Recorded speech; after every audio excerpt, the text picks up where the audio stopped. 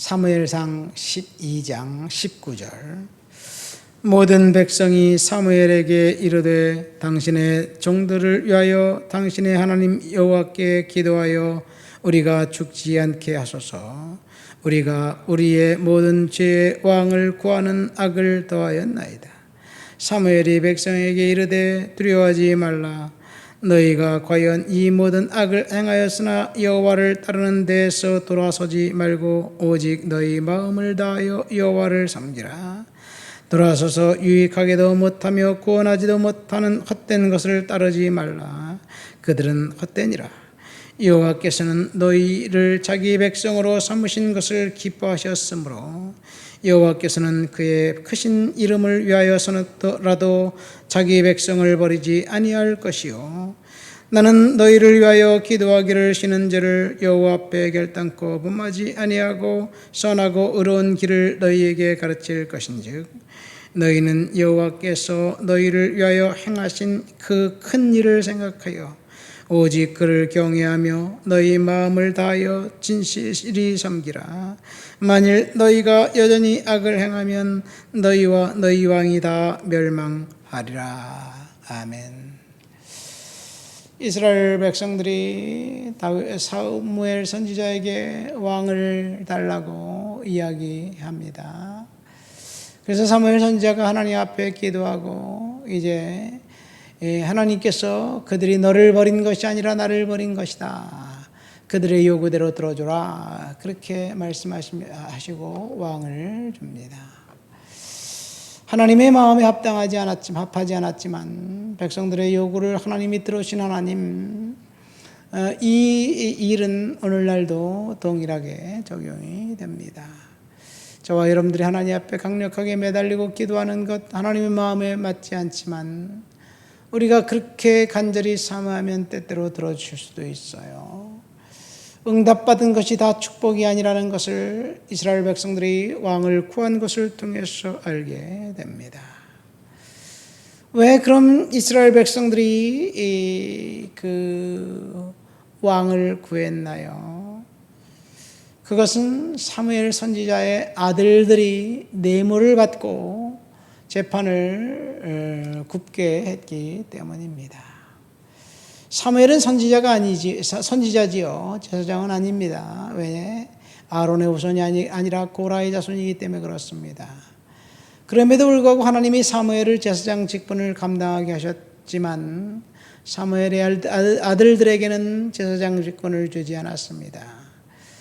제사장은 혈통을 따라 이제 계승되는 것이기 때문에 그렇습니다. 어떻게 사무엘의 아들들이 뇌물을 받고 재판을 굽게 했는지 참 이해가 되지 않습니다. 돈이 주는 마력과 돈이 주는 위력이 얼마나 큰지 그 상황을 통해서 알게 되지요. 아마 그때 당시가 부정과 비리와 부패가 만연했던 시대였기 때문에 그렇지 않은가 생각됩니다. 홈리와 비느하스 제사장, 엘리의 두 아들 제사장 직분을 감당하면서 온갖 패륜적인 행위 그리고 파렴치한 행위는 다 저질렀습니다. 성전에서 그루민 성폭행을 저질렀고 그리고 하나님께 이제 드려질 그 예물을 탈취했고 그리고 뇌물을 받았습니다. 아버지는 아들들에게 너희들의 행위가 옳지 않다, 그렇게 하지 말아라, 이 말만 했어요. 이 세상에 부모의 말을 제대로 듣는 자식들은 별반 없는 것 같습니다. 나도 아들이고 나에게도 아이들이 있지만 아이들이 부모님이 기도하고 이야기한 것, 야 이렇게 하면 행동했으면 너희들이 인생이 좀 낫겠다라고 충고해도 아이들은 아유 아버지 그거는 아버지 생각이죠. 다르게 생각을 합니다. 저도 가만히 생각해 보니까 부모님의 말씀에 100% 전적으로 동의하고 순종했느냐 아는 것이 더 많은 것 같습니다. 어떻게 사무엘과 같은 그런 훌륭한 제사장 선지자 밑에 뇌물을 받는 그런 아들들이 있었을까 이해가 되지 않습니다.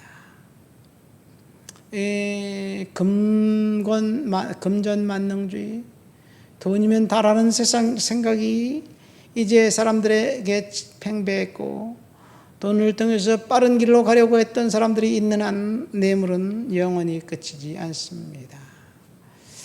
우리나라는 어떤가요? 겉으로 볼 때는 정말 백성들을 원하는 대통령인 것 같은데, 사실은 그 정부에서 하는 행위들은 보면 하나같이 비투성이에요.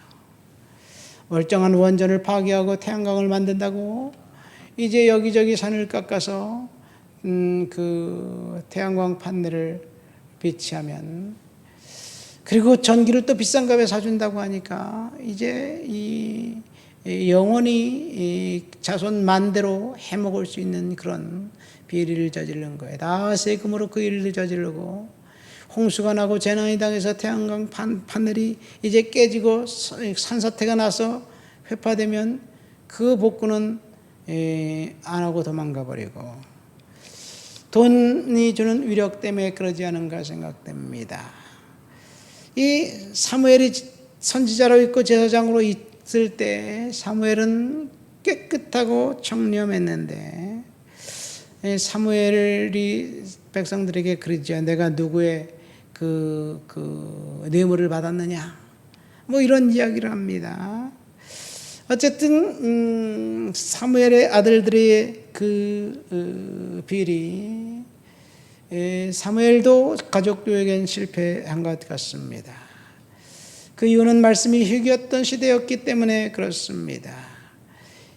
그래서 백성들이 왕을 구합니다. 왕이 있으면 비리를 저지르는 그 사무엘의 아들들을 처단하겠지, 이런 생각 때문에 그랬는지 모르지만 어쨌든 왕을 구했고, 그것이 하나님의 마음이 아파진 않았지만 백성들이 요구하는 대로 좋았습니다.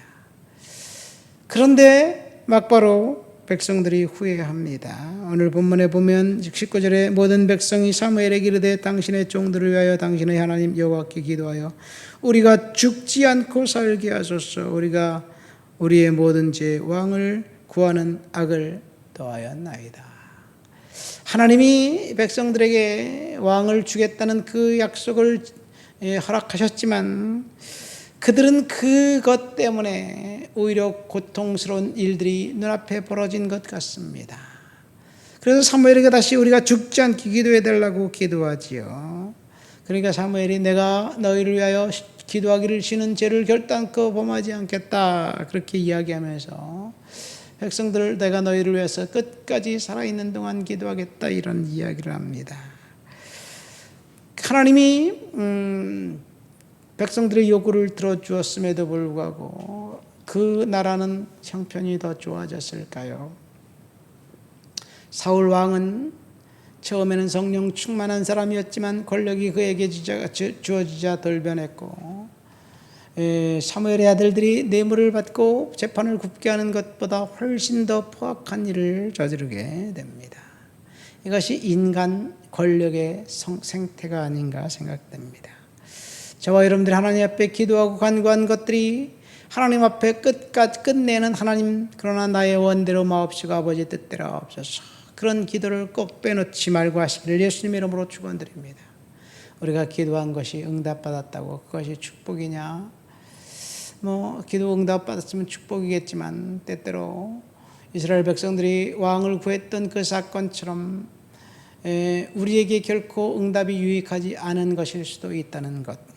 히스기야 왕을 보세요. 기도 응답으로 15년간 생명을 연장받았지만 그 사건 때문에 이 히스기야 왕의 마지막 이 기사는 바벨론 사신이 찾아왔을 때 그를 영접하고 그에게 모든 것을 보여주자 선지자 이사야를 통해서 히스기야를 책망하기를 왕국이 멸망할 것이다, 왕의 후손들 중에 환관이 있을 것이다, 그런 이야기를 합니다.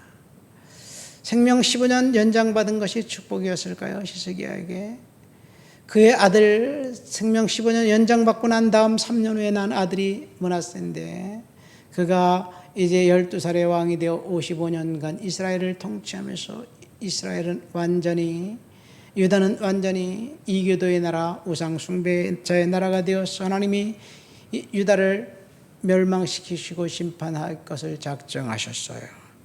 저 여러분들이 하나님 앞에 기도하면서 하나님의 뜻을 구하고 하나님의 은혜를 구할 때 정말 그러나 나의 원대로 마옵시고 아버지의 뜻대로 없어서 이런 기도를 하게 되시기를 예수님 이름으로 축원드립니다.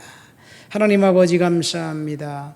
이스라엘 백성들이 왕을 구한 그 사건 하나님이 응답하셨지만 그것이 결코 백성들에게 유익하지 않은 그 사실을 알게 되었습니다. 우리가 하나님 앞에 열심히 매달려 기도하는 그 기도가 아버지 하나님의 영광이 되게 하시며 우리들에게도 하나님을 높여드리는 그런 축복된 삶을 살아가도록 도와주옵소서. 우리가 기도할 때 그러나 나의 원대로 마옵시고 아버지의 뜻대로 하옵소서 그런 기도를 계속해서 하나님께 아뢰 수 있는 하나님의 자녀 하나님 백성 되도록 도와주옵소서. 예수님 이름으로 기도합니다. 아멘.